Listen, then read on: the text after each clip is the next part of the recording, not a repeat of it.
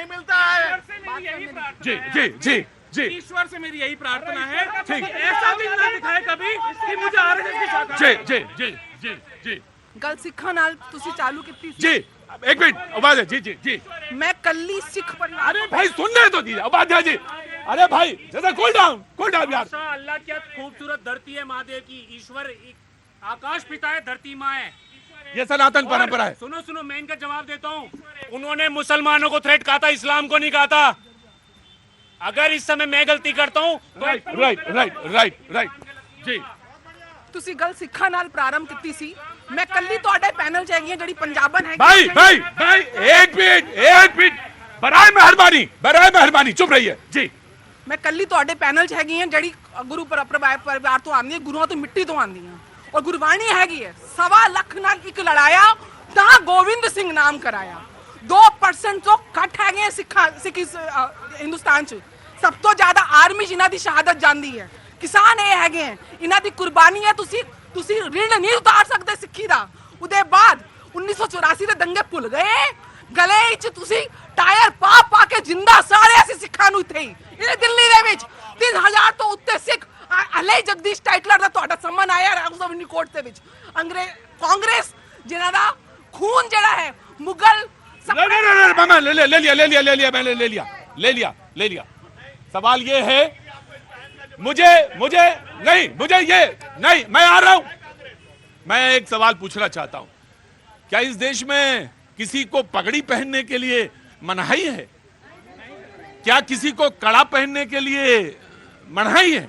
क्या इस देश में मुसलमानों को जीने का अधिकार नहीं है या बहुत नीचे दबे हुए हैं कहीं? तो ये बयान कैसे है फिर? ये सवाल तो ये है ना कि ये सवाल कैसे है? समाजवादी पार्टी देखिए, मुझे लगता है कि जो आप कह रहे हैं कि पगड़ी पहनने की आज़ादी है या नहीं है, बिल्कुल मैं तो ऐसा मानता हूं कि सबको आज़ादी इस बात की है। ऐसा नहीं है कि आज़ादी उनको नहीं है। चलिए, आज मुझे पता अच्छा लगा कि आपने कम से कम एक स्वतंत्र बात बोली जी। नहीं, बिल्कुल जो सही बात है बोली जाएगी। हाँ, ये बिल्कुल, लेकिन फैक्ट ये भी है कि जब किसान आंदोलन कर रहे थे उसमें पंजाब के बहुत सारे किसान थे। उस समय इन्हीं के मंत्रियों ने उनको आतंकवादी कहा। मैं आपसे एक सवाल पूछना चाहता हूँ। लाल किले पे आप तिरंगे पे आप जस्टिफाई करिएगा। अगर आप कह देंगे हाँ ये प्रतीक है, तो मैं शो आज इसी वक्त बंद कर दूंगा। जस्टिफाई है वो तिरंगे को लेकर? बता दिया, आप मुझे बता दिया। मैं दोनों बात कर रहा हूँ। उसके पहले ही ये सारे बयान आए थे, मैं उसको भी जस्टिफाई करता हूँ। रुक जाइए, क्या करूँ बिल्कुल एकदम। भाई जो चीज है, झंडे पर कोई भी हो, तिरंगा झंडा के अपमान कोई भी नहीं कर सकता। वो कोई भी बना रहा है, कोई भी व्यक्ति हो, झंडा से बड़े, देश से बड़ा कोई धर्म नहीं, कोई पार्टी नहीं, कोई जाति नहीं, क्योंकि उससे बड़ा कुछ भी नहीं है। कोई भी तिरंगे का मान कर नहीं सकता, नहीं, बिल्कुल किसी को भी मंजूर नहीं है। लेकिन हाँ, ये भी मंजूर नहीं है कि किसी को आप खालिस्तानी कर दें, किसी को आप कह दें कि विदेश से फंडिंग हो रही है। बिल्कुल मैं बात मानता हूँ, ये भी अपमान है। आप मैं ये बात मानता हूं और इसका हमेशा विरोध किया कि आप किसी को कह दें कि नहीं आप खालिस्तानी हैं, ये तो बिल्कुल गलत है। आप सर्टिफिकेट देने वाले कौन? लेकिन आप किसी बात से नाराज हो जाएं और आपकी उंगली में चोट लग जाए तो आप सीधे भारत माता के तिरंगे पे ही आ जाएं, ये गलत है जी। मैं आ रहा हूं। लाल किले पर मैं उस समय लाल किले पर था। मैंने पुलिस वालों को रस्सी डाल करके लाल किले के नीचे जो पानी है, नाला है, वहां से खींच के हम लोगों ने निकाला है। अंगूरी बाग में, लाल किले के बगल में है। ये क्या बात करेंगे? और दूसरी बात ये कहना चाहता हूं, वो किसान हैं जो कहते हैं कि ट्रैक्टर लाल किले की तरफ घुमा दिया गया। अगर वो संसद की तरफ घूम जाती तो प्रधानमंत्री ढूंढने से भी नहीं मिलते। वो धमका रहे हैं, वो हिंदुस्तान की एक लोकतांत्रिक व्यवस्था को धमका रहे हैं। वो कैसे किसान है? और मैं भारत को कहना चाहता हूँ सरकार, I will give you a chance. Debate का एक हिस्सा है, बिल्कुल I will give you a chance. Of course I will give you a chance. Rahul Gandhi कहते हैं, मैं आपके थोड़ा इधर कर दो बाबू, पानी में न भीगे। राहुल गांधी कहते हैं कि अगर स्वतंत्र और निष्पक्ष चुनाव हो जाते, मैं जानना चाहता हूं कि इसका मतलब क्या हुआ कि स्वतंत्र और निष्पक्ष चुनाव?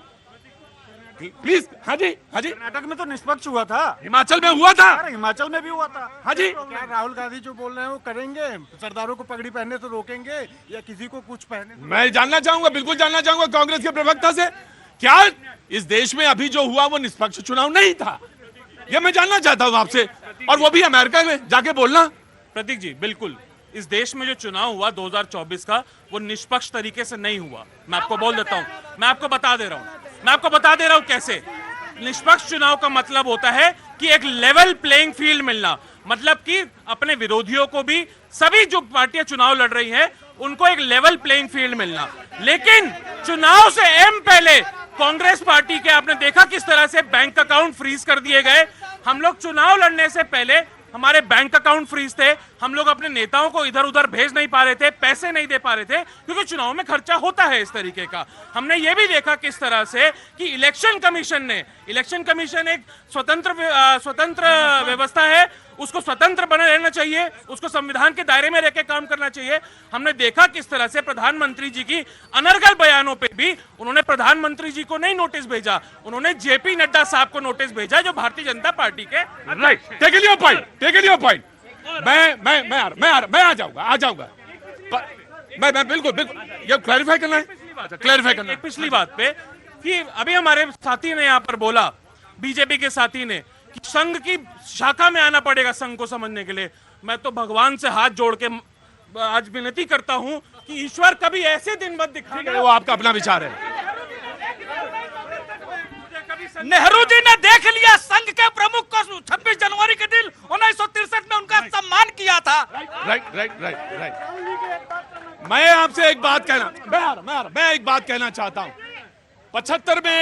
75 में बहुत सारे लोग नहीं जन्मे थे, 77 में चुनाव हुए थे इस देश में। 77 में वो जब गए, उसके बाद जब चुनाव हुए, बहुत सारी व्यवस्थाएं भंग थी, बहुत सारी पार्टी की क्रूशियल स्टेज पे थे, चुनाव लड़ने के लिए भी उनके पास मूल साधन भी नहीं थे। लेकिन आप जाके विदेश की धरती पे ये कहें, ये गलत है। आप अपनी बात कह सकते हैं जी, ऑफ कोर्स। लो आप बताइए, लेवल प्लेइंग फील्ड हमको मिली कि नहीं मिली? क्या भारतीय जनता पार्टी ने ईडी का संरक्षण लेकर, इनकम टैक्स का संरक्षण लेकर, विरोधी दलों के नेताओं पर ईडी की रेड, इनकम टैक्स की रेड, ईडी के केसेस, इनकम टैक्स के केसेस, उनको जेल भेजने का काम नहीं किया? इमरजेंसी का एक बार प्रूफ था इनका। बताइए क्या प्रूफ है कि वो निष्पक्ष चुनाव नहीं हुआ है?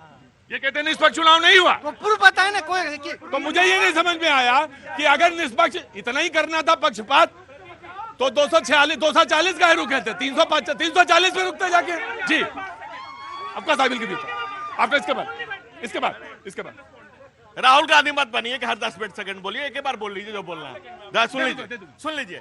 इस देश में, आजाद भारत के इतिहास में, अगर किसी प्रधानमंत्री को गलत चुनाव कराने के कारण सजा मिली है तो कांग्रेस की नेता श्रीमती इंदिरा गांधी को मिली, और वो कोर्ट से मिली है। और ये लेवल प्लेइंग फील्ड की बात कर रहे हैं। ईडी का केस जिस पर आदरणीय सोनिया गांधी और परम आदरणीय राहुल गांधी दोनों जमानत पर माई बेटा चल रहे हैं। 5,000 करोड़ को 50 लाख में गढ़ दूं, हमने नहीं किया। वो आजादी की लड़ाई लड़ने वालों ने केस किया कि हमारे अपने को 50 हड़प रहे, पूरे देश को बाप का माल समझ रखा है। दूसरी बात आप करें, देश के किस संवैधानिक संस्था को आपने छोड़ा है? चुनाव आयोग से हटने के बाद लोग कांग्रेस के राज्यसभा गए हैं, और 2 एग्जाम्पल है इसके। उसके बाद आप देश की संवैधानिक संस्थाओं को छोड़ने के लिए नहीं तैयार है। और ना मोहब्बत की दुकान से नफरत का नजारा देखिए, भगवान न करे कि हमको वहां जाना पड़े। अरे भगवान ने आपसे क्या क्या पाप आपने नहीं किए? आप जिस टर्बन की बात कर रहे हैं, उस सरवाज के सरदारों के सर को काटा है आपने, सर कटवा है। मैं तो ये कहता ही नहीं, मैं तो ये कहता हूं कि आपको जाना था तो वायनाड जाते आप। 1 मिनट प्रतीक, वायनाड में जाके देखते। 1 मिनट प्रतीक जी। और उन सरकटों को कांग्रेस ने अपने सामने हाथ शरण दे रखी है। इस बात का जवाब कांग्रेस को देना पड़ेगा। ठीक, समाजवादी पार्टी। देखिए, न्यूज़ 18 इंडिया चौपाल, एक ऐसा मंच जहां जब बात निकलेगी तो सिर्फ दूर तक नहीं बल्कि दुनिया के कोने कोने में जाएगी, क्योंकि इस बार बात होगी भारत के वैश्विक महाशक्ति बनने के लक्ष्य पर। सरकार, समाज, सेलिब्रिटी और स्पोर्ट्स स्टार्स के साथ न्यूज़ 18 इंडिया चौपाल देखिए सिर्फ न्यूज़ 18 इंडिया पर।